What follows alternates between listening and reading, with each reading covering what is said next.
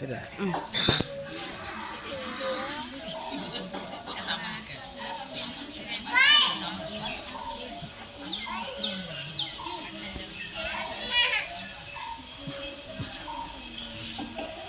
திருச்சிற்றம்பலம் திருச்சிற்றம்பலம் வேடமுகத்தனை வேடமுகத்தனை வேலனை பெற்றவள் ஆதிமுகுந்தனின் அன்பு சகோதரி ஊழி முதல்வனு கோர் பங்கிருந்தவள் வாலி சிவசக்தி மலர்ப்பதம் வாலி சிவசக்தி மலர்ப்பதம் வாழ்கவே.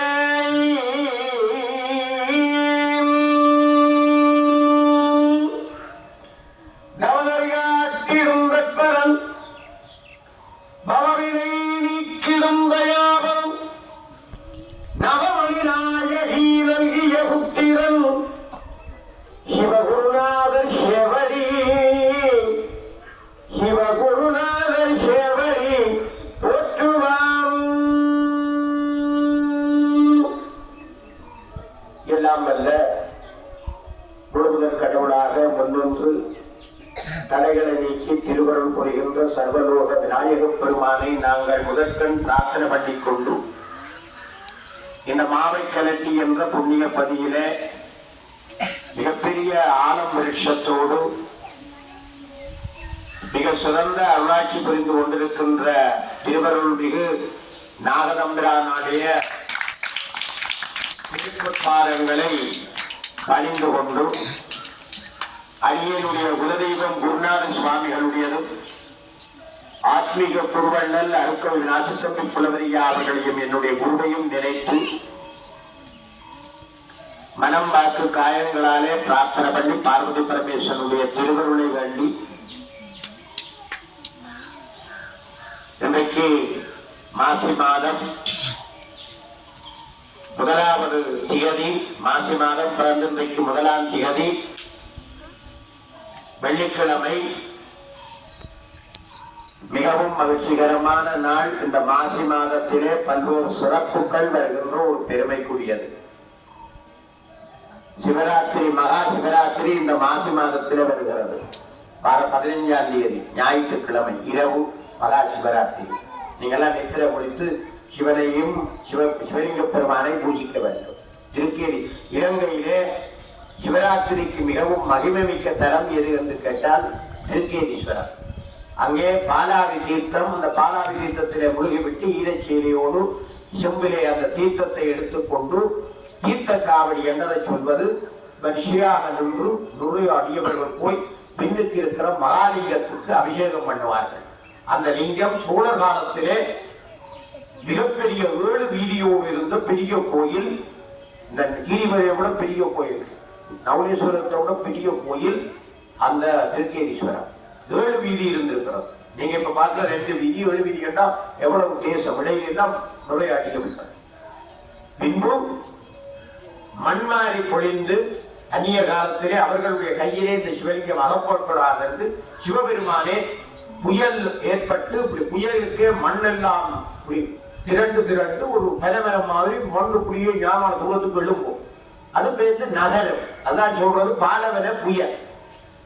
திடீரென்று அந்த அமுக்கம் குறைய அந்த மண் அப்படியே கொட்டுப்பட்டா பெரிய கும்பியா வந்து கிடக்கிற ஏதோ மூடிப்போம். அப்படி இந்த சிவராத்திரி இந்த பெருமைமிக்க இந்த திருக்கேதீஸ்வரத்தை சிவனே மூடிவிட்டார். அந்த நேரத்திலே இந்த லிங்கம் மண்ணுக்குள்ளே போயிட்டு திரும்ப ஸ்ரீ ஆர்மோனாவின் காலத்திலே திருக்கேதீஸ்வரத்திலே ஒரு தேன் கொண்டு இருக்கிறது, அதை போய் எல்லோரும் அடையுங்கள் என்று அவர் விஞ்ஞாபனம் செய்தார். அதனாலே பசுபதி செட்டியார் போய் அங்கே ஒரு சிவலிங்கத்தை பிரதிஷ்டை செய்து பூஜித்தார். அந்த லிங்கம் தான் இப்போதும் இருக்கிறது. அந்த லிங்கம் இப்ப கரங்கல்லான இந்தியா கட்டிய முதுவெடுக்கு அப்படியே கலையார கொட்டி அடிச்சு ஒரு நாள் பூஜை செய்து கொண்டுதான் கட்டிட வேலை நடந்தது. ஏன்னா அவரை பெரிய ஒரு மகான் வைத்தது. இப்படி இருக்கிற போதுதான் சிவபெருமான் கனவிலே காட்டி 40 அடி தாளத்திற்கு கீழே இந்த லிங்கம் இருக்கிறது என்பதை அடியவர்களுக்கு சொன்ன போது எல்லாரும் 40 அடிக்கு கிணறு மாதிரி தோண்டி எடுத்த லிங்கம் தான் அந்த பின்னுக்கு இருக்கிற லிங்கம். அது சோழர் காலத்து லிங்கம், மகாலிங்கம். அந்த லிங்கம் பின் அங்கு கோயில் கட்டுறோம்னா மிகப்பெரிய கோயில் கட்டுறோம். இப்ப இருக்கிறவங்க 3 மடங்கு பெரிய கோயில் கட்டுறோம் அந்த சிவலிங்கத்துக்கு. அப்ப அது பெரிய லிங்கம், அது மகாலிங்கம் வந்து பின்னுக்கு வச்சிருக்கு. அந்த லிங்கம் போய் உங்களோட கையாலேயே தண்ணி எடுத்துக்கொண்டே கொடுத்து அங்கே அபிஷேகம் பண்ணுவார்கள். நீங்களே அபிஷேகம் பண்ணலாம்.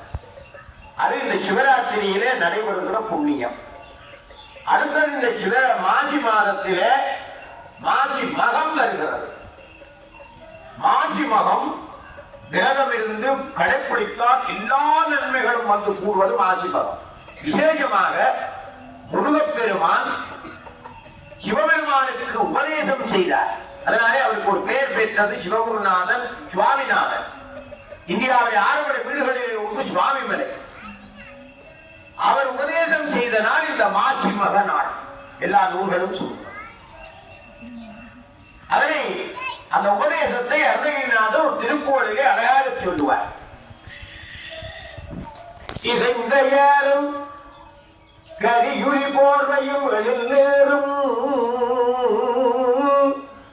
இறங்கு நூலும் புலியதலாலையும் மறுமானும் அசைந்த தோடும் சிரமணி மாலையும் முடிமீதே அணிந்த ஈசன் பரிமுடன் மேவிய குருநாதா ஒன்ற சூழல்களையுடன் வேறற முனைவோரே உகந்த வாசற்கையொரு நூறுவன் நெய்யாரே அசந்த போதல் துயகடமாவையில் வர வேடும் அமைந்த வேலும் புயமிசை மேவிய பெருமாளே. அழகான திருப்போல் எல்லாரும் பாடமாக்கும். இசைந்த ஏறும் கையுள் போடுறையும் ஒளிந்து விபூதி பூசி இடமபாரதத்திலே வருபவர், புலித்தோர் ஆடை அணிந்தவர், உருத்திராட்சம் அணிந்தவர், நாகங்களை பாம்பாக கொண்டவர், ஷடாமதி கொண்டவர். அதுதான் இசைந்த ஏறும் கரியுளி போர்வையும். யாரை உரிக்கு பொறுத்தவர் பெரிய வரலாறு. கரியுளி போர்வையும் எழில்நீரும் இறங்கு நூலும் புலியவர் ஆடையும். பூநூல் சிவபெருமான் பூநூல் ஏன் போட்டிருக்காங்க? பிராமணர்கள் பூநூல் பாதுகாக்கும். பிராமணர்களுக்கு எல்லாம் பெரிய அந்தனர் சிவபெருமான். தோடு குலை எல்லாம் வச்சிருக்காரு. அப்படிப்பட்ட சிவபெருமானுக்கு முருகப்பெருமான் குருவாக இருந்து காலுக்குள்ளே ஓம் என்ற பிரணவத்தை உபதேசித்தார். அந்த நாள் மாசி மகம் பெருமைக்குரிய ஒரு விசேஷம். எங்களுடைய கோயிலே இந்த மாசி மகத்துக்கு தான் தீர்த்தம். 20ஆம் தேதி கொடியேற்றம். மாசி மகத்துக்கு குருநாதரே சொன்னார் தன்னுடைய நாளை தீர்த்தமாக வைக்க சொல்லி. மாசி மகத்தில உங்களோட பக்கத்துல கீரிமலை இருக்கு. அம்மாவை கூட்டிக் கொண்டு போய் சமுத்திரத்திலே தீர்த்தமாடுவோம். கடல்ல குளிக்கணும். ஒரு 3 தடவை 5 தடவை ஓம் நம சிவாய சொல்லிக் கொண்டு கடலுக்குள்ள இறங்கினால் கங்கையை கும்பிடுவோம். கங்காதேவி சிவபெருமான தலையில இருக்கிறார் கும்பிட, அவருக்கு கங்காதேவி. அவருடைய தலையில தான் தண்ணி சுரிப்பாயுது. அப்ப கங்கையில போய் அம்மா கங்கை ஓம் காவேரி கங்கை சிந்தி யமுனா கோதாவரி நர்மதா புண்ணிய தீர்த்தம் எல்லா தீர்த்தமும் தரவணம் பண்ணி கும்பிட்டு ஒவ்வொரு இருக்கும் மந்திரம் தண்ணீர் கையால ஓம் சொல்லி கொண்டு எழுதி எல்லா தீர்த்தமும் வரவனும் நாங்கள் முழுவப்போறோம். பாவம் எல்லாம் நீங்கி போகணும், நோய்கள் புனிகள் நீங்கணும் என்று வடக்கே அல்லது கிழக்க பார்த்து கொண்டு தீர்த்தமானோம். தெற்க மேற்க பார்க்க வடக்க அல்லது கிழக்க எப்பவும் குளிக்க வடக்க பார்த்து அந்த கிழக்க பார்த்து குளிச்சா உங்களுக்கு உடம்புல வருத்தம் வராது, நோய் வராது. குளத்துக்கையோ கிணத்திலேயோ தெங்கையோ அப்படித்தான் குளிக்கும். இனிமே மறந்து பாரு. விபூதி பூஜைக்க வடக்கே அல்லது கிழக்க பார்த்து பூஜணும், தெற்க மேற்க பூஜக்கூடாது. தெற்கு மேற்கு அது நரகிரியை கூடியது. ஒரு நாளும் தெற்க வீட்டுல சாமி படத்திலே விளக்கு வந்து தெற்கே ஏற்றக்கூடாது. விளக்கு சுடர் கிழக்கே அல்லது வடக்க பார்க்கும். வடக்க பார்த்தா குபேர விதை செல்வம் பெறும். வீட்டுல காசு பணம் வந்து கொண்டே இருக்கும், பஞ்சம் பசி வராது, சோறு எப்பவும் கிடைக்கும். அப்ப கடலுக்குள்ள இறங்கி எல்லாரும் மாசி மகத்தன்னைக்கு தீர்த்தமானது. சரியா? உங்களுக்கு நல்ல வாய்ப்பு பக்கத்தை கீழ் மேலே இருக்கிறது. போய் கடலில் ஒரு கா குடிச்சிட்டு நல்ல தண்ணியிலே குடிச்சிட்டு வந்தா மகா புண்ணியம். பெரிய பெரிய ராஜாக்கள் எல்லாம் இந்த மாசி மகத்தை கிராமத்துக்கு படபரிவாரத்தோட யானை குதிரைகள் எல்லாம் வந்து தீர்த்தமாடுவாங்க இந்தியாவில். இப்பவும் நிறைய செல்ல தீர்த்தமாடும். அப்ப மறந்து போகக்கூடாது. இந்த மாசி மகம் அது அம்பாளுக்கு, சிவனுக்கு, முருகனுக்கு, பிள்ளையாருக்கு, நாமளுக்கு, எல்லா சுவாமிக்கு உரிய நாள். அது இந்த மாசி மாதம் வருது.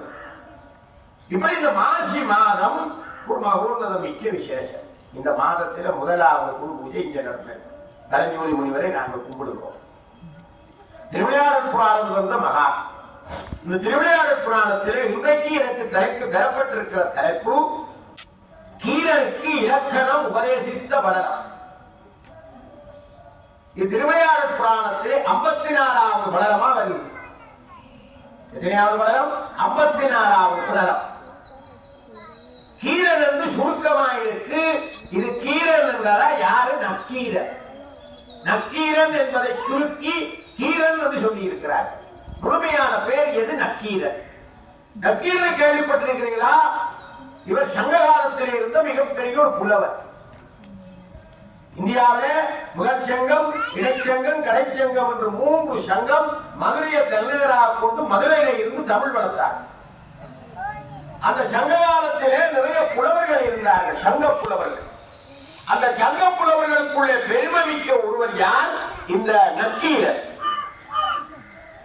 ஆனா இந்த நக்கீரர் ஒரு தவறு செய்ததால் தண்டிக்கப்பட்டார் சிவபிரானாய். என்ன தவறு? ஒருமுறை இந்த தர்மி என்பவர், நீங்க திருவிளையாடல் புராணம் படம் பார்த்தா பார்த்திருப்பீங்க, தர்மிக்கு பொற்களி கொடுக்க வேண்டி வந்துச்சு. தர்மிக்கு பஞ்சம். ஆனா சிவபெருமானை அன்போடு கும்பிடுபவர் இந்த தர்மி. இந்த தர்மி போய் சிவபெருமானிட்ட மதுரை சுக்கநாத பெருமான், மதுரையில் இருக்கிற சுவாமிக்கு பேர் சுக்கநாத பெருமான், அந்த சோமசுந்தர கடவுள் அல்லது திருவாரவாயுடையான், அந்த சுவாமியை போய் கவனமாக கவனிச்சாதான் கேள்விக்கூட சொல்லுவீங்க. அந்த சுவாமியை போய் அன்றும் பகலும் கும்பிட்டு, சுவாமி என்னுடைய வறுமை நீங்க வேண்டும். ஆனா யாருக்கு வறுமை நீங்கணும்? 2 விஷயம் நீங்க செய்யணும்.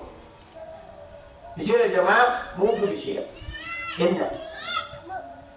ஒன்று, கடவுளை கும்பிட வேண்டும். ஒரு நாளும் கடவுளை கும்பிடணும். கடவுளே வறுமையை நீக்கி. ஔவையார் சொன்னார், கொடிது கொடிது வறுமை கொடிது.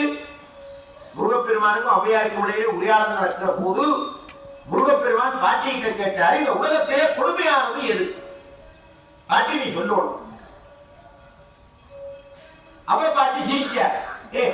முருகப்பெருமானே, உனக்கு தெரியாது இது இருக்கா? நீதானே தமிழ் கடவுள், உனக்கு தெரியாது ஒன்று இருக்கா? இந்த பாட்டி முன்ன வாயில இருந்து வரணும். நான் சொல்றானே, வீட்டுல போய் அம்மா அந்த வாயில இருந்து வாழ்த்து வரணும். விசேஷம் பிள்ளை நல்லா ஆயிடுச்சு. அப்பா அந்த வாயில இருந்து வாழ்த்து வரணும். இவன் 2 பேரை விடாங்க இருக்கிற பாட்டி இந்த வாய் வரணும். இந்த பாட்டி மூக்கவா, வயது கூடினவா. அப்படியான ஆட்கள வாயில இருந்து வாழ்த்து வந்தா நல்லது. அப்ப பாட்டி நீ உண்ட வாயால சொல்லு. அப்ப கொடிது கொடிது வறுமை கொடிது. வறுமை வரக்கூடாது. வறுமை வந்தா கொடிது. அதனிலும் கொடிது இளமையில் வறுமை. உங்களுக்கு ஒரு சின்ன வயசுல இருக்க வறுமை வரக்கூடாது. ஏன்? ஒரு ஆளுக்கு தம்பி ஒரு ஐஸ்கிரீம் வேண்டி சாப்பிடுவோம், காசு. தம்பி ஒரு கண்டோஸ் வேண்டி சாப்பிடுவோம், காசு வேணும். இந்த பிள்ளை நல்ல ஒரு உடுப்பு கூட வேணும், காசு வேணும். தம்பிக்கு ஒரு தங்க சங்கிலி போடணும்னு ஆசை, காசு வேணும். என்ன? அவருக்கு ஒரு சைக்கிள் எடுத்து விடுவோம், அந்த ரேசிங் சைக்கிள், காசு வேணும். நல்ல சாப்பாடு சாப்பிடணும், காசு வேணும். புத்தகம் வேண்ட காசு வேணும், படிக்க காசு வேணும். ஆகவே இந்த சின்ன வயசுல வறுமை வரக்கூடாது. அப்ப நீங்க எல்லாம் என்ன பிரார்த்தனை பண்ணணும்? கடவுளே, அப்பாவுக்கு நிறைய காசு கொடு. என்ன பிரார்த்தனை பண்ணணும்? அப்பாவுக்கு நிறைய காசு கொடு. அப்பா காசு கொடுத்தா தான் என்ன வரும்? உங்களுக்கு துட்டு வரும், காசு வரும். அப்ப நீங்க ஐஸ்கிரீம் பண்ணலாம். 2வது, சுவாமிக்கு என்ன கேட்கணும்? சுறுசுறுப்பா வேலை செய்யணும். உழைச்சாதான் காசு வரும். சும்மா வளர்த்துருந்தா காசு வரும். தோட்டத்துக்கு போகாமல், வேலைக்கு போகாமல், வேலை கூலி வேலைகளுக்கு போகாமல் சும்மா இருந்தா காசு வருமோ? அப்ப உழைக்க வேணும். உழைத்தால் பணம் வரும். 3வது, படித்தால் பணம் வரும். படிப்போம். படிச்சா நல்ல உத்தியோகம் வரும். உத்தியோகம் வந்தா என்ன வரும்? சம்பளம் தரும். சம்பளம் வந்தா காசு வரும். அப்ப இளமையிலே வறுமை வரக்கூடாதுன்னா இந்த 3ஐயும் செய்யணும். கடவுளை கும்பிடணும், செல்வம் கிடைக்கணும். அடுத்தது நல்ல படிக்கணும், செய்யும் பணம் வரும். சோம்பேறி விட்ட பணம் வராது. மூணு விதம் வரும். கருத்திரம் தான் சரியா? ஆகவே அப்படியா சொன்னால் இளமையில் வறுமை கொடி. இளமையில வறுமை வரக்கூடாது. சரி, அந்த காலத்துல புலவர்களுக்கு எல்லாம் வறுமை போய் மன்னனை புகழ்ந்து பாடித்தான் பணம் வாங்குவார். இந்த தர்மி போய் சிவபெருமானை கேட்டார், சுவாமி எனக்கு தாலி பணம் தான். இறைவன் கையில ஒரு ஏற்றோட வந்தார். அது ஒரு பாட்டை கொடுத்தார். அது முன்னுக்கு வருகிற படலம் நான் சுருக்க வச்சதுக்கு ஒரு ஒரு விரிவா சொல்லிட்டேன். உங்களுக்கு சொல்லவே அந்த படலம் போனவங்க சொன்னாச்சு, உங்களுக்கு தெரியும். இப்ப அந்த பாட்டுல அந்த பாட்டுல சிவபெருமான் நெற்றி கண்ணை துறந்தார். அந்த பிள்ளையை சொன்னவர் யாருக்கு? நக்கீரர். அதை உங்களுக்கு சொன்னாச்சுதானே, நக்கீரர். சிவபெருமான் துறந்து கண்ணை பார்த்தார். நெற்றி கொண்ட ஊரத்துல நெருப்பு அப்படியே தூக்கி கொண்டு போய் நக்கீரரை பொத்தாமரை குளத்துக்குள்ள பொத்து போட்டு நக்கீரர் திகைச்சு போனார். அவர் நக்கீரர் என்ன சொன்னார்? சிவபெருமான் பாட்டிலே எழுதி கொடுத்தால் உமையம்மையாருக்கு இயற்கையிலேயே கூந்தல்ல வாசம் இருக்கு. நக்கீரர் சொன்னா அப்படி வராது, செம்போ பூசி சவுக்காரம் பூசி சென்றடிச்சாதான் வாசம் வரும், இல்லாட்டி கூந்தல்ல நாத்தல் மனம் தான் வரும். என்ன செம்பை போட்டு குளிச்சா வாசம் வரும், செம்போ மனம். சீயாக்கா போட்டு குளிச்சா சீயாக்கா மனமடி. இயற்கையிலேயே பொம்பளை கூந்தல்ல வாசம் கிடையாது. மணந்து வாக்குற பக்கத்துல இருக்கிறார். நல்ல வாசம் அடிக்கிறோம், இல்ல வேற நாட்டம் அடிக்கிறோம். உமையம்மையாருக்கும் கோபம் வந்து விட்டது. சிவபெருமான் கண்ணை திறந்து பார்த்தார். இதனால் நக்கீரருக்கு ஒரு பொல்லாத நோய் வந்தது என்று சொல்லுவார்கள். தொழுநோய். தொழுநோய் என்றால் தசி எல்லாம் உருகி பொழுத்தின் கையை எரிக்க உயிரி ஊட்டுப்படுற மாதிரி உடம்பெல்லாம் உருகி புண்ணாயிருக்கு. முதல் கிட்ட போக மாட்டான், தொட மாட்டான். இப்போ சில பேருக்கு இந்தியாவில இருக்கு, இலங்கையில நாங்க சில புண்ணியம் ஒன்று பெரிய வரையில சொல்றோம். இந்தியாவில் நிறைய பேருக்கு இப்போ இருக்கு பொல்லாத வருத்தம். சொந்தக்காரர் அம்மா அப்பா கூட பிள்ளைய கூட உண்மையை கொடுக்கும். ஏன்னா தொட்டா வருத்தம் தொட்டி அப்படி வருத்தம். எல்லாரும் நக்கீரர் வடிவான நக்கீரர் இப்ப எல்லாம் தொப்பளம் எல்லாம் போட்டு புண்ணாயி எல்லாம் அமைதி போட்டு அவர் பல சிவன் கோயிலுக்கு எல்லாம் போனார். ஆனா அவருடைய வருத்தம் மாறவில்லை. என்ன செய்கிறது என்று தெரியவில்லை. சிவனை கும்பிட்டார், மாறவில்லை. முருகனை கும்பிட்டார், மாறவில்லை. முருகனை கேட்டார். பெரிய கதை. இன்னொரு கதை நான் சொல்லி ஒரு வாய்ப்பு சொல்றேன். முருகனை பிரார்த்தனை பண்ணி முருகனை கேட்டார். முருகன் சொன்னார், இது அம்மா போட்ட சாபம், என்னால மாற்றுகிறார். சக்தி அம்மா போட்ட சாபத்தை யாரும் மாற்றுகிறார். அதனால அம்மாட்ட சாபம் பண்ணக்கூடாது, அம்மாட்ட ஆசீர்வாதம் பண்ணணும். அம்மாவை பேசக்கூடாது, அம்மாவும் பேசக்கூடாது. இந்த சாபம் நீங்க வேணும்னா நீ அம்மாவை கும்பிட்டு அம்மாவுக்கு அருளாதான் சாபம் நீங்கும். நக்கீரன் பல பல கோயில்கள் எல்லாம் போறார். கடைசியா கண்ணப்பருக்கு மோட்சம் கொடுத்த திருக்காலத்திற்கு போகிறார். கண்ணப்பருக்கு 6 நாளையில மோட்சம் கொடுத்த கதை தெரியும். திருக்காலத்தி குடும்பத்தேவர் இருக்கிறார் சிவபெருமான். பொன்முகலி ஆறு இருக்கு. அந்த பொன்முகலி ஆற்றிலே குளித்து விட்டு அங்கே இருக்கிற சிவபெருமான் வாயு வடிவமான சிவன் மூல சார்ந்த காத்தோடும் போது காத்துக்கு நெருப்பு இந்த சுடர் ஆடுறது மாதிரி, அது ஆடுற மாதிரி ஆடிக்கொண்டே இருக்கும். அது காத்து வடிவமாக இருக்கிற தலம் திருக்காலம். இந்த திருக்காலத்திற்கு போனார்.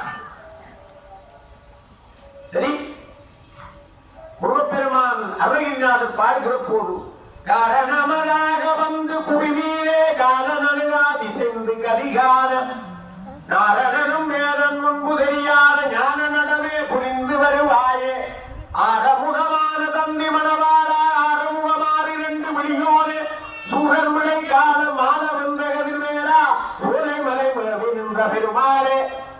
முருகப்பெருமான் தான் இந்த வழியை சொன்னார். நீ திருக்காலத்தி போ. அங்கே இருக்கிற அம்மாவுக்கு பேர் நரம் பூங்கோதை. அம்மாவுக்கு என்ன பேர்? திருக்காலத்திலே நரம் பூங்கோதை. நரம் பூங்கோதை என்ற அம்மா, அந்த அம்மாளுக்கு பூந்தண்டை இருந்து முல்லைப்பூ வாசப்பூ வந்து உண்டே இயற்கையா ஒரு செம்பு ஒன்று பூசுற இல்லை, எது சென்று பூசுற இல்லை. அதனால அந்த அம்மாவுக்கு என்ன பேர்? அங்கே இருக்கிற திருக்காலத்தில் இருக்கிற சிவனுக்கு பேர் குருவித்தவர். அம்மாவுக்கு என்ன பேர்? நரம் பூங்கோதை. அந்த அம்மாவை கும்பிடாதான் அங்கே போய் பொன்மொழி ஆற்றின மூழ்கி இந்த நக்கீரன் அதுவும் சிவபெருமானை ஓம் நம சிவாய, ஓம் திரியம்பகாய நம, ஓம் லிங்கேஸ்வராய நம, ஓம் ரிஷரூபாட்சாய நம, ஓம் பரமேஸ்வராய நம, ஓம் பார்வதிநந்தாய நம, ஓம் குருமித்து அவரே நம, ஓம் நரம் பூங்கோதை அம்மாவே நமக. அம்மாவை கும்பிட்டா. அம்மா காட்சி கொடுத்து, சரி உன்னை மன்னித்து விடுகிறேன், நீ என்னை பேசின வழியாத்தான் நமக்கு இந்த சாபம் இருந்தது, இந்த வருத்தம் மாறி நக்கீரனுடைய வருத்தம் மாறிவிட்டது, தொழுநோய் மாறிட்டு உடம்பெல்லாம் தங்கம் போல பொருள் ஜலிக்குது. அவர் ரொம்ப சந்தோஷம். அங்கே அம்மாவையும் சிவனையும் கும்பிட்டு விட்டு மீண்டும் மதுரைக்கு வர. ஏன் மதுரைக்கு வரார் என்றால், சிவபெருமான் முன்னொரு காலத்திலே கோபத்திலே நெற்றிக்கண்ணை துறந்த போது மன்மதன் எரிஞ்சி சாம்பலா போனான். அது ஒரு பெரிய கதை. சூராதி சூரர்கள், சூரன், தாயகாசூரன், சிங்கமாசூரன், அந்த சூரர்கள் என்ன செய்தார்கள் என்றால்,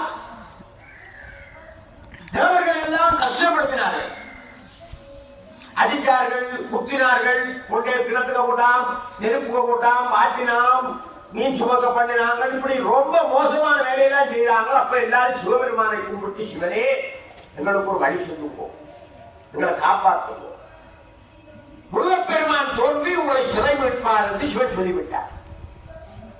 இப்படி சிவன் சொல்லிவிட்டு இருக்கிற போது இருக்கிற சனகாதி முனிவர்கள் போய், சனந்தரர், சனகுமாரர், இந்த 4 முனிவர்கள் சிவபெருமானிடம் போய், சனகர், சனாதன, சனந்தன, சனகுமார், 4 பேர். சனகர், சனாதனர், சனந்தனர், சனகுமார் 4 முனிவர் போய் எங்களுக்கு சைவ சித்தாந்த உண்மை உபதேசம் செய்ய வேண்டும் என்று கேட்டார். என்ன கேட்டார்கள்? சைவ சித்தாந்த உபதேசம்.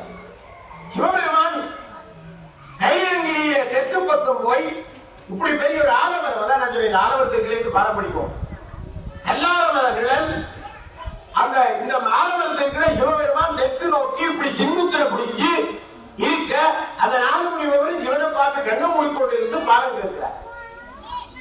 குருவும் கண்ணை மூடி, சிஷியர்களும் கண்ணை மூடி பாடம் கேட்டுக் கொண்டிருக்கிறார்கள். கண்ணு திறக்கவில்லை. கண்ணை மூடி இப்படி சிங்குத்திய தியானம் பண்ணி கொண்டிருக்கவே எல்லாம் முடங்கிக் கொண்டு போகுது, எல்லா பாடமும் முடங்குது.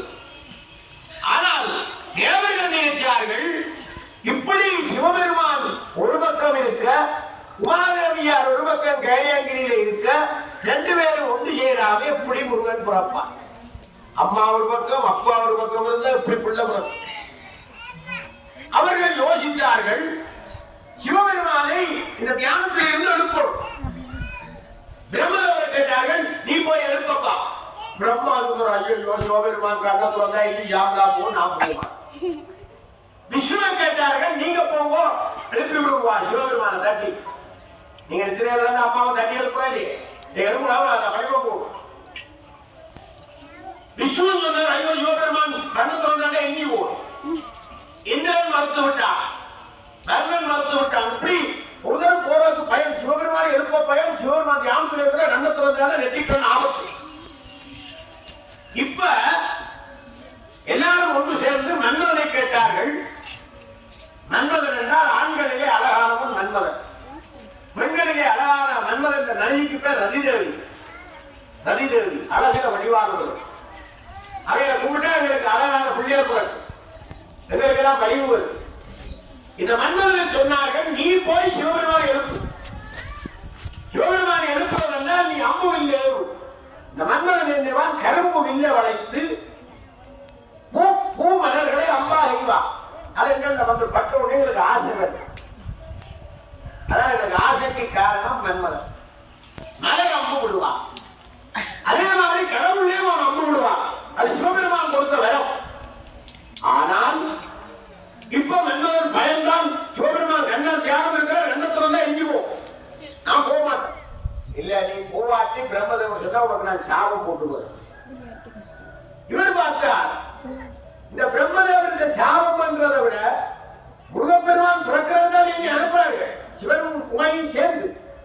அப்ப நான் போய் சரி இவர் போய் வில்ல வளைச்சு மலர் பானத்தை விட்டார். அது போய் சிவக்கப்பட்டது. பட்ட உடனே சிவபெருமான் நெற்றிக்கண்ணை துறந்தார். நெருப்பு அவோடு போட்டது. சாம்பல் கூடி சாம்பல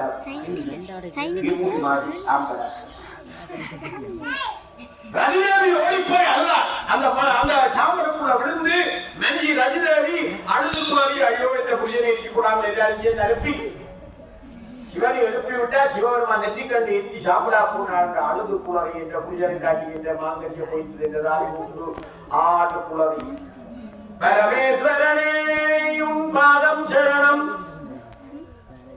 பரமேஸ்வரனே உன் பாதம் சரணம் நான் என் பாவம் செய்தேனோ சுவாமி என் கணவனை எரித்து சம்பலாகி விட்டீரே சுவாமி என் நாயகனை எரித்து விட்டீரே சுவாமி ஓம் நம சிவாய தில்லியம்பலனே சிதம்பரேஸ்வரா ஆனந்த தாண்டவா அம்பலத்தானே சரணம் சரணம் சிவரே என் புருஷன் சாமலா போயிட்டாரே நான் என்ன செய்ய அழுது புலருகிறார். ரதிதேவி அழுது புலருவதை பார்த்து சிவபெருமான் ரதிதேவிக்கு ஒரு வரம் கொடுத்தார். எரிஞ்சவர் எரிஞ்சதா இனி ஒன்று செய்கிறார். சிவபெருமான் எரிஞ்சா தப்புகிறார். ஆனால் நீ அழுது புலரி உன் கணவன் வேணும் என்று கேட்கிறதால் உனக்கு மட்டும் அவன் கண்ணில தெரிவார், மற்றவர்களுக்கு கண்ணில தெரியுவான். இப்பவும் அவன் அதால நண்பர்களுக்கு பேர் அனங்கன். அனங்கன் என்றால் உருவம் இல்லாதவன். ரவிதேவி கூப்பிடுதன் மனைவி கூப்பிடும் போது உருவத்தோடு வருவான் நண்பர்கள். ஆனால் ஏறியவர்களுக்கு அவன் தெரிய மாட்டான். சரியா? அதனால அவனுக்கு என்ன பேர் அனங்கன். இப்படி சிவபெருமானுடைய நெற்றிக்கண் யாரை எரித்தது? மன்மதனை எரித்து சாம்பலாகிவிட்டது. ஆனால் நக்கீரர் பார்த்தார், நல்ல காலம் நான் எரித்து சாம்பலாகி மன்மதனை எரிச்சு இங்க சிவபெருமான் இங்கே நெற்றிக்கண் துறந்தார். நக்கீரர் என்று சொன்னால் நெற்றிக்கண்ணை துறந்தாலும் குற்றம் குற்றமே என்று வாதிட்டார். அவர் சங்கரார புலவர். ஆகவே நெற்றிக்கண்ணை துறந்தாலும் குற்றம் குற்றமே என்று வாதிட்டார். ஆனால் சிவபெருமான் அவர் எரிக்கவில்லை. புத்தாமரை கலா என்கிற ஒன்றை போட்டு விட்டார் மதுரையில். அதில் இருந்து எழுப்பி வந்தார் நக்கீரர். நினைச்சார் மன்னரை எல்லாம் எரித்து சாம்பலாக்கிற போதும் இந்த பொற்றாமரை பாவி என்னை எரித்து சாம்பலாக காப்பாற்றியதால் இந்த தீர்க்கம் ஏழம் வாய்ந்தது என்று கேட்கிறார். அங்கே இருக்கிற தங்க தாமரை இருக்கிற தான் அந்த கோயிலுக்கு மதுரையில அதுக்கு தீர்த்தத்துக்கு பேர் பொற்றாமரை தீர்த்தம். ஒவ்வொரு நாளும் காலையிலே போய் பொற்றாமரை தடாகத்துக்குள்ளே நான் சொன்னது மாதிரி ஓமன்ற பிரணவத்தை எழுதி எல்லா தீர்த்தங்களையும் நினைச்சு இந்த நக்கீரர் மூழ்கி குளிப்பார். குளித்து தீட்சை அனுஷ்டானம் எல்லாம் பார்த்து தீட்சைகளுக்காக கையை தும்போம். தீட்சை பார்த்துறீங்களா? எனவே தீட்சைகளுக்காக இருக்கிறது நாங்கள் ஒரு நாளைக்கு இந்த செங்கோப்புலூர் சங்கத்தால் தீட்சை வைப்போம். இலவசம், உங்களுக்கு ஒரு செலவும் இல்லை. டிக்கெட் எல்லாம் நாங்கள் தருவோம். நான் ஒழுங்குபடுத்தி ஒரு நிறைய ஆள் வைப்போம். தீட்சை வைக்கணும். தீட்சை எல்லாம் போகிறதா தான் பலன் இருக்குங்க இந்த வழிபாடு பூஜைகள். அதை பற்றி நாம் இன்னொரு நாள் சொல்லுவோம். இப்ப தீட்சையெல்லாம் பார்த்து பூவெடுத்து கொண்டு போய் அதில் மீனாட்சி அம்பாளையும் சொக்கநாத பெருமானையும் ஒவ்வொரு நாளும் கும்பிடுவார். யார் கும்பிடுவார்? நக்கீரர். நக்கீரர் போய் கும்பிட்டு கொண்டு வர ஒரு நாள் உயர்மையார் கேட்டார், இந்த நக்கீரப்பா நல்ல வடிவங்களை எல்லாம் பூஜை செய்கிறார், இவருக்கு ஏதாவது நல்லது செய்ய வேண்டும் என்று அம்பாள் மீனாட்சி அம்பாள் சொக்கநாத பெருமான் சோமநந்தர பெருமானை சொல்கிறார். அப்படியா? முதல் நக்கீரருக்கு இலக்கணம் படிப்பிக்கும் தமிழ். ஏன்? அவருக்கு வலுநிலை வளாத நிலை என்று தெரியாது லக்கணம். அதனாலதான் பாட்டில எந்த பாட்டில புலப்பிடித்தவர். இந்த பாட்டில நக்கீரர் ஏன் புலப்பிடித்தவர் என்றால் அவருக்கு இலக்கணத்தில் வலுநிலை வளாநிலை தெரியாது. அதனாலே அவருக்கு இலக்கணம் உபதேசிக்கும். அவர் சுவாமி நீங்களும் இலக்கணம், நீங்க முதல் லக்கணத்தை தமிழ் இலக்கணத்தை உபதேசித்த சிவபெருமான்.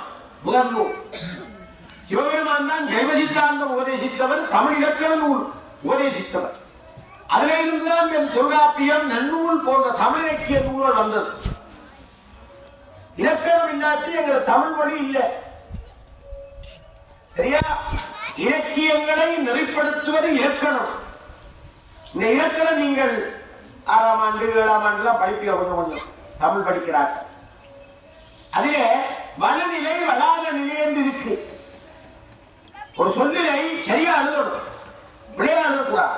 விளையா எழுதினால் வலு, விளையா எழுதினால் என்ன சொல்றது? வலு என்று சொல்றார். விளை இல்லாமல் எழுதுறா வளாத நிலை. இந்த ரெண்டு நக்கீரருக்கு தெரியாது. ஆகவே இவருக்கு இலக்கணம் உபதேசிக்க வேண்டும் என்று உமையம்மையார் சொல்லுகிறார். சிவபெருமான் யோசிக்கிறார். ஆனால் சிவபெருமான் நான் இவருக்கு உபதேசிக்க முடியாதுன்னு சொல்லுகிறார். என்ன காரணம்? சிவபெருமான் உதற்கு குருவாக உபதேசிக்கிறதா சில விஷயம் இருக்கணும். ஒன்று, அனுதினம் எப்போதும் சிவனை கும்பிடுவர்களுக்கு தான் அவர் உபதேசிப்பார். இவப்பொழுதும் என் நெஞ்சில் நீங்காராம் தாழ்வாழ்க என்று சொல்லுது. இந்த வரி எங்க வருது? சிவபுராணம் படார்ந்து சொல்லுவோம். இமைப்பொழுதும் என் நெஞ்சில் நீங்காராம் தாழ்வாழ்க. கண்ணி வைக்கிற நேரம் ஒரு மாத்திரை பொருள் லக்கணத்தில் அந்த கண்ணி வைக்காம கண்ணி வைக்காம இருந்தா பெயர் ஓடிடுவாங்க. எல்லாரும் முடிவு பார்த்தவங்க நான் கண்ணி வைக்க மாட்டேன். இருங்கோ எல்லாரும் பெயர் ஓடிடுவாங்க. இந்த கண்ணு வைக்கிறோட கண் பாதுகாக்கப்படும். கண்ணுல தூசி விடாம பாதுகாக்குது. இவை துடிக்குது, உடம்பு இயங்குது. இந்த கண்ணு வைக்கிற நேரம் கூட சிவனை மறக்கக்கூடாது. அப்படி மறக்காம இருந்தாதான் சிவபெருமான் ஒரு உதவி செய்ய. அப்படி யாரும் இருக்கிறோமோ இல்லை. அப்ப சிவபெருமான் எங்களுக்கு எல்லாரும் வரமாட்டார். அடுத்தது சிவபெருமான்ல பொறாம உள்ளக்கூடாது. இங்க நக்கீரை சிவன்ல பொறாம கொண்டு சிவனின் மாற்று பிள்ளை என்று சொன்னதால இவருக்கு யாரும் உதவிக்க முடியாது. இவன் சொல்லிக்க இவர் இப்ப நிறைய கும்பிட்டாலும் இவர் என்ன பொறாம பாட்டை விட பிடிச்சவர். என்னில நம்பிக்கை இல்லை, நம்பிக்கை இல்லாதபடியா நான் குருவாக உபதேசிக்க மாட்டேன். அப்ப என்னப்பா செய்கிறது? நக்கீரருக்கு இலக்கணம் சொல்லுவோம். இந்த நேரத்தில் சிவபெருமான் சொன்னார், எங்களுடைய முருகப்பெருமானிடமும் என்னிடமும் தமிழையெல்லாம் நல்லாக கேட்டு அறிஞ்ச ஒரு பெரிய முனிவர் இருக்கிறார். அவர் யார் என்றால் அகத்திய மாமுனி. அகத்திய மாமுனிக்கு மறுபேர் குடமுனி, கும்பமுனி. ஏன் கும்பமுனி என்றால் இப்படி ஒரு நிலவுடம் இருக்குதானே, இந்த கும்பத்துக்குள்ளே இருந்தால் அகத்தியர் தோன்றுகிறவர். அம்மா அந்த வயிற்றுல பார்க்க இல்லையா? அவர் அகத்தியரை பார்த்து படம் பார்த்தது. கட்டை கட்டை குள்ளமுனி. அவருக்கு இன்னொரு பேர் இருக்கு, குருமுனி. குள்ளமுனி சின்ன முனிவர், ஆனால் ரொம்ப சக்தி படைத்தவர், சிவனுக்கு சமனானவர். சிவனிடமிருந்து தமிழை உபதேசம் பெற்றவர், இன்னும் பல நூல்களை உபதேசம் பெற்றவர், முருகனிடமிருந்து தமிழை உபதேசம் பெற்றவர். முருகனே அவருக்கு பாடம் சொல்லி கொடுத்துக்கிறார். அவருக்கு மிகப்பெரிய ஒரு புலவர், பெரிய முனிவர் குருமுனி மகா. அவர் இப்படி கும்பத்துக்குள்ளே இருந்து தோன்றபடியா அவருக்கு பேர் கும்பமுனி. அதாவது சக்தி. அவருக்கு ரொம்ப சக்தி. சித்தர்களுக்கு எல்லாம் பிரிஞ்சித்தர் அவர் தான். அவருக்கெல்லாம் மற்ற சித்தர்கள் எல்லாம் பெறுவார்கள். 15 சித்தர் முனிவர்கள் எல்லாம் பெறுவார்கள். அகத்தியர், புலத்தியர், விஸ்வாமித்திரர், பரத்வாசர் இப்படிலாம் முனிவர் இருக்கிறார்கள். ஆனால் தலைமை முனி அகத்தியர். அகத்தியரை நினைச்சிருந்தா எல்லா பாடமும் உங்களுக்கு வரும், படிப்பு வரும், ஞாபக சக்தி வரும், ஆற்றல் வரும், சித்து வரும், எல்லா யோகமும் வரும். அகத்தியர் அவருக்காக நிறைய செய்திருக்கிறார். ஆனால் சிவனுடைய அனுக்கிரகத்தால் செய்தவர். அகத்தியருடைய மனைவிக்கு பேர் லோபாமுத்திர. லோபாமுத்திரா என்பது அவருடைய மனைவிக்கு பேர். அகத்தியருடைய படத்தையும் அகத்தியருடைய லோபாமுத்திரா என்ற அந்த மனைவியினுடைய படத்தையும் வச்சு கும்பிட்டால் சிவன் சக்தியாக கிடைக்கும் சொல்கிறார்.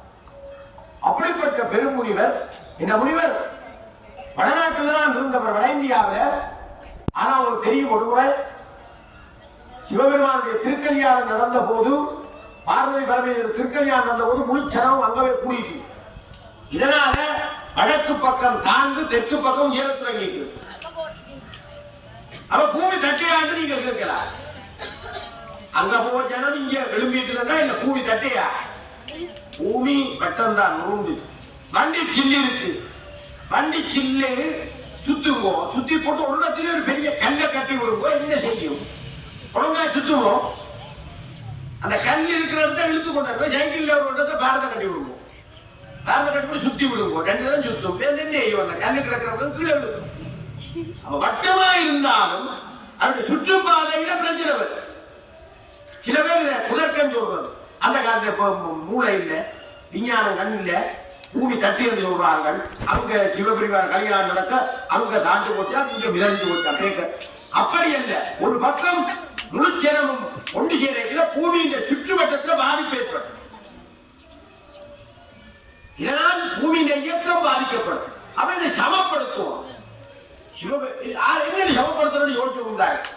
அப்போது சிவபெருமான் பார்த்தார், இந்த என்ன போல சக்தி படைத்தவர் பெரியார் அகத்தியர் தான், இவரை வச்சுத்தான் சமப்படுத்துவோம்.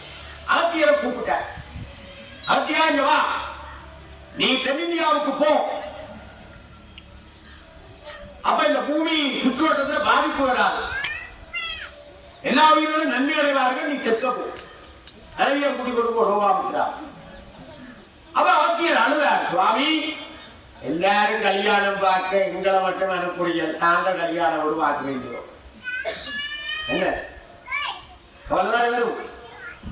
இந்திரன், விஷ்ணு, பிரம்மா, தேவாய், தேவர்கள், முனிவர்கள் எல்லாரும் கல்யாணம் சிவன் கல்யாணம் பார்க்க நிற்கிறோம். எங்களை மட்டும் பார்க்க வேண்டாம், போக. உனக்கு அங்கே நாங்கள் இங்கே இருந்தபடி கல்யாணம் விட்டு காட்சியை காட்டுவோம் என்று சிவபெருமான் காட்டினார். அப்பவே டிவி வந்துட்டு, அமெரிக்கா நடக்கிற கிரிக்கெட் இங்க இருந்து பாக்குறோமோ இல்லையோ, இந்தியா நடக்கிற நிகழ்ச்சி சீட்டாவோட பாக்குறோமோ இல்லையோ, எங்கேயோ நடக்குது பாட்டுக்கு பாட்டெல்லாம் நாங்க இங்க இருந்தோடு பாக்குறது மாதிரி. அந்த காலத்துல சிவபெருமான டிவியை காட்டி விட்டார். அப்பவே டிவி வந்துட்டு அங்க வட இந்தியா நடக்கிற திருமண காட்சி எல்லாம் இங்கே பொதிகமலையில இருந்த அகத்தியர் பார்த்தார். அகத்தியர் வட இந்தியாவிலிருந்து தென்னிந்தியாவுக்கு வந்தார். சிவபெருமான் இன்னொன்று சொல்லிவிட்டார் அகத்தியருக்கு, நீ தமிழ்நாட்டிலே தமிழை வளர்ப்பாய். என்னிடமிருந்து முதல் நூலாக பெற்றுக்கொண்ட தமிழை நீ தமிழ்நாட்டிலே போய் தென்னிந்தியாவிலே வளர்ப்பாய் என்று சொல்லி அனுப்பிவிட்டார். வருகிற வழியில தான் இந்திய மலையில இல்வதன் மாதாவி புறப்படி விடுறது. இல்வதன் மாதாவி 2 பேரும் குண்டங்கள், ஆனா மாய வித்தக்காரங்கள்.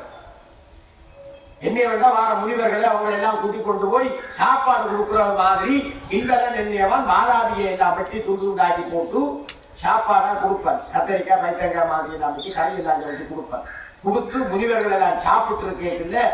இல்வதன் கூப்பிடுவன், வாராவி வாராவளியே வேண்டாம். முனிவற்ற வயிற்ற பிச்சு கூட அவர் வெளியில வருவன். முனிவர் எல்லாம் செத்து போகும். இப்படி கன முனிவரை முடிஞ்சு போனான். வாராவி இல்வதனை கரையை வச்சு கொடுத்துட்டு இல்லடா வாராவியோட அவன் வயிற்ற பிச்சு கொண்டு வருவன். இப்படி நிறைய முனிவர்கள் முடிச்சு போட்டாங்க. அகத்தியர் வார கமண்டலத்தோட, கமண்டலத்துக்குள்ள காவேரி, கங்கை, சிந்தி, அவனை வட இந்த நதியெல்லாம் கொண்டு வர. அகத்தியரை பார்த்தா குண்டர் இந்திரன் மாதாவை பார்த்தாங்க. இவரே முடிப்ப வந்துட்டு டக்கண்டு இல்வதன் மாதாவிய கரையோட்டு கொடுத்தான். அகத்தியருக்கு சாப்பாடு கொடுத்தாச்சு. சாப்பாடு சாப்பிட்டார். சாப்பிட்டு இவர் கூப்பிட்டார், மாதாவி வாடா வழியிலே. அகத்தியர் சிரிச்சு கொண்டு வண்டியை தரவினார். வண்டியை வழியா தரவினார். கூப்பிடுறாரு ஆள் முடிஞ்சு உள்ளுக்குள்ள வைத்து அகத்தியர் ரத்து தட்டின உடனே முடிஞ்சான் மாதா. அடுத்ததான் இல்வதனையும் முடிச்சார். இதோட எல்லா முனிவர்களுக்கும் பெரிய சந்தோஷம். நிறைய முனிவர்களை பெரிய எல்லாம் அப்படி அந்த மலையில இருந்து எல்லாரையும் கொன்றவங்கள் இந்த இல்வதன் மாதாவி.